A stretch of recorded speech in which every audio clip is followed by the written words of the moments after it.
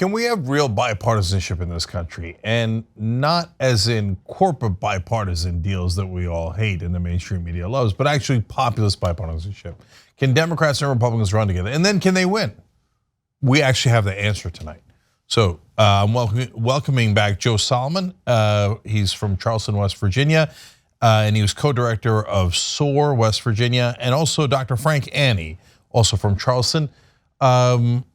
Dr. Annie is a Republican, Joe is a Democrat, and you guys were on here running together before. So what happened? Did you guys win? Yep, we won. We won together. Okay, look at this. Amazing. This is amazing. It is amazing. So were either of you incumbents? No. No. Did you beat incumbents? I did not. My race was a new redistricting, so it was up for grabs. Okay. I was running for city council at large in Charleston, and we took out, so to speak, some folks that were clearly chosen by the elites in the primary, but in the general, we did not beat any incumbents. Okay. All right. So a little bit in the primary. So, but not in not really, but you know. Yeah, got you. We it's an certainly, at-large seat. Neither one of us were endorsed by the newspaper. You guys were so not. Wait a minute. Hold on. That's really relevant. Let me stick with that, because in the national press they love bipartisanship. Okay, but they love it when Republicans and Democrats agree to tax cuts for the rich. So in this case, the press did not like this bipartisanship. Well, have you read about the Charleston Gazette-Mail in the last few days? No. Oh, you've been missing out on another big story. The president of of the company that owns our newspaper is a Democrat who is the minority president of the in the West Virginia Legislative House of Delegates, and so he owns the paper.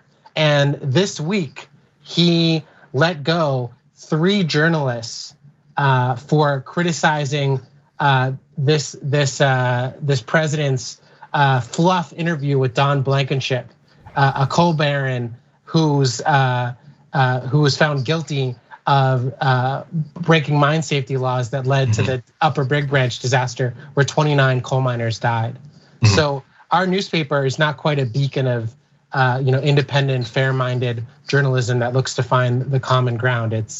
It's a weapon of the elites, with some very good journalists still there, but a number of which were shorn this week. Yeah, I got news for you. That sounds like exactly like the national press, owned by members of the establishment and the elites, protecting other members of the establishment and the elites, supporting, whether they're Democrats or Republicans, supporting the corporate politicians over the populists. Yeah, that sounds exactly like what we all live under. And in fact, then the guy who runs the paper fires people who criticize them. What is he, Elon Musk? So, right. Yeah, we have our own little Elon in exactly, the capital of West Virginia. Okay, but now here comes the miracle, which is you guys. So Frank, let me start with you on this question. How do you think you guys won? I think we won by our ground game. I think in our previous interview, we would go around and we knocked on 700 doors since the primary. And we had conversations with over 300 people, according to my notes. And we allowed ourselves to have a message put out there that we are here for constituent services. We are here to help you. We are here to provide a voice for you on council and actually do the things that council promises every 4 years when they see these people come around. We didn't do honk and waves. We went around and we actually talked to people one-on-one. I can clearly tell you that it helped me physically. I lost 32 pounds knocking on all these doors, and we had amazing encounters with people. We had amazing notes, and it's led into already us getting to work in the city to better the people's lives here. Yeah, okay. When we got to people's doors, I said, do you want to see a magic trick? And they said, what do you mean? And I said, I'm a Democrat. Dr. Frank Annie is a Republican, and we're running together. And people's eyes would just go poof. And then we would share our common vision for the city and where we had common ground, and people were really hungry for it. Yeah. So, I know that West Virginia. And it shook out in the numbers. Like, I was running with 6 other at-large candidates in Dr. Frank Annie's ward, and I got the most votes among all those 6 citywide candidates in Dr. Annie's ward. So not only did, it worked as a political strategy, as a campaign strategy. Not only did Dr. Frank Annie win, but we also very much won the ward.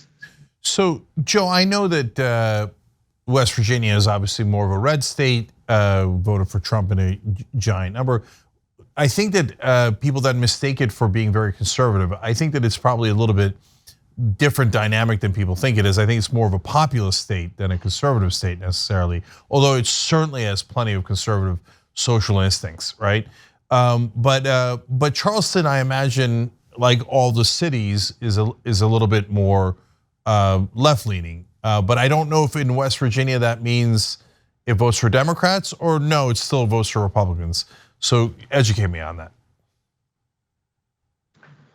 Well, it shakes out in the populace on city council. We have 26 city council members. So for folks who hear that number, they're thinking, whoa, that's a lot. And it cuts both ways. It means you can have much more direct democracy, much more representation, or it can mean things are really hard to work out on full council chamber, right? It cuts both ways. But here's the thing, of those 26, 21 right now are Democrats and 5 are Republicans. So for the past 4 years, we just had this election, but we're not in power just yet. So 21 Democrats have had the ability to do all the things we'd want, right? To pass a living wage for all workers in the city, to pass paid sick leave, to open up a warming center for when water turns to ice for our unsheltered and vulnerable neighbors.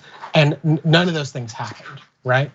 None of those things happened. Yeah. We have to wait till it gets to 15 degrees until warming centers open, and the city still isn't yet funding those warming centers. So that should tell you the power of where the Democrats have not really quite fully acted in the best values that Democrats run on, where we take care of each other and we take care of our own. Yeah, so that also is exactly like at the national level, where Democrats pretend they're going to help you and then they don't. But I want to come back to that in a second. Frank, so that means you won as the minority in that area. So even though it's West Virginia, Charleston, apparently more of a Democratic city. So how did you convince the people of Charleston to vote for a Republican like you? Well, I went around and I told them what I was about. I ran on the public health aspect as hard as I could, on the infrastructure aspect. I think what pushed me over was I had actual goals of things I wanted to do. I wanted to be on council. I wanted to actually have projects that would improve the city. And that included municipal broadband. That included doing something about our overdose crisis. That included the homeless population. These were actually tangible solutions.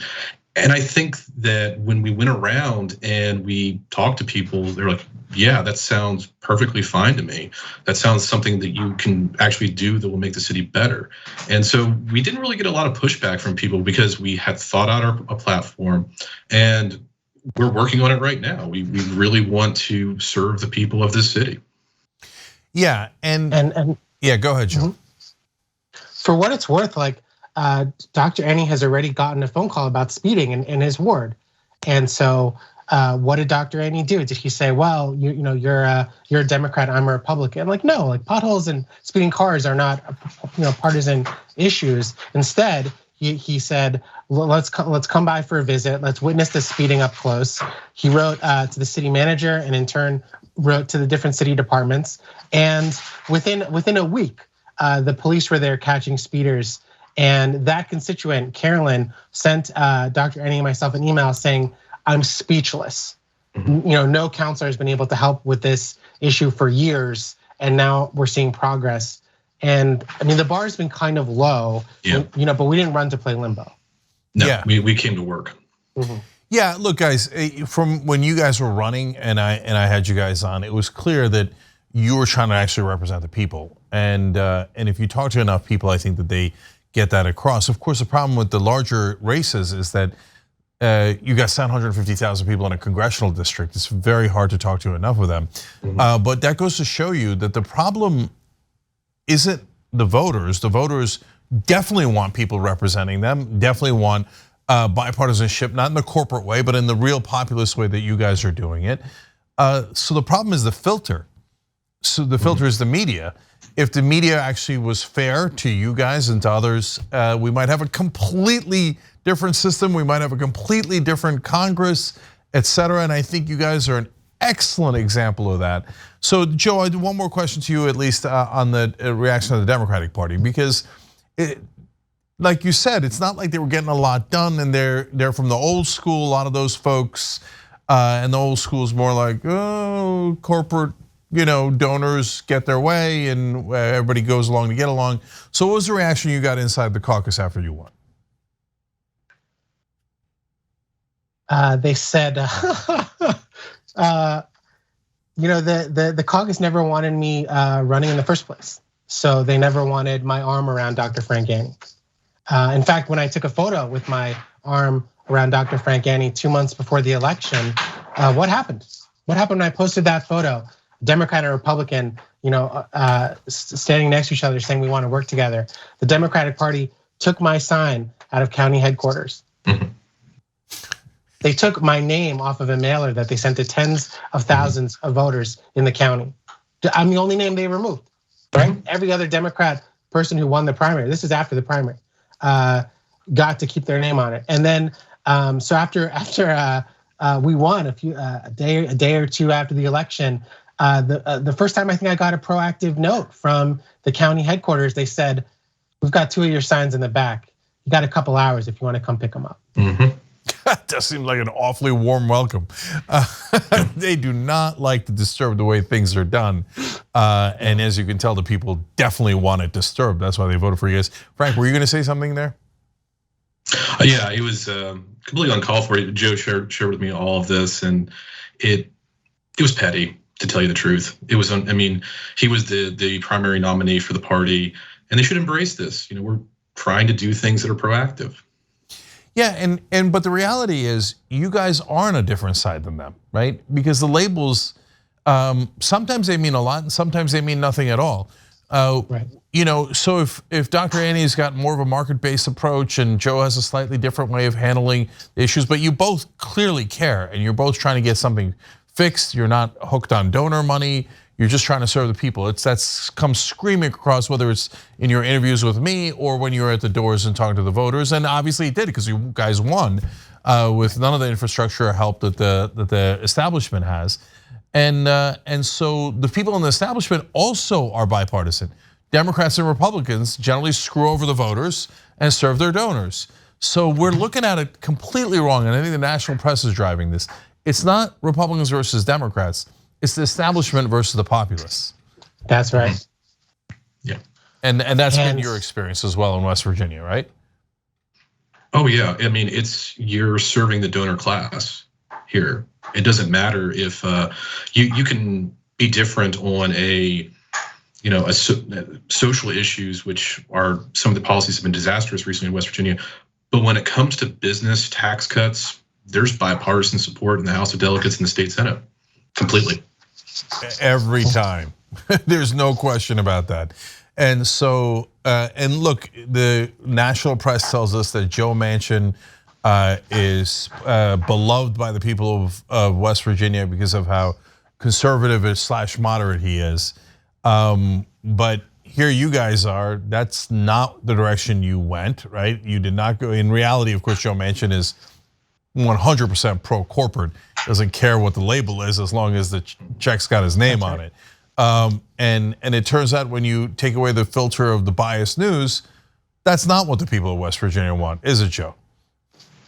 Of course not. The good news now is that the shakeout of the Senate means that Senator Manchin has less power.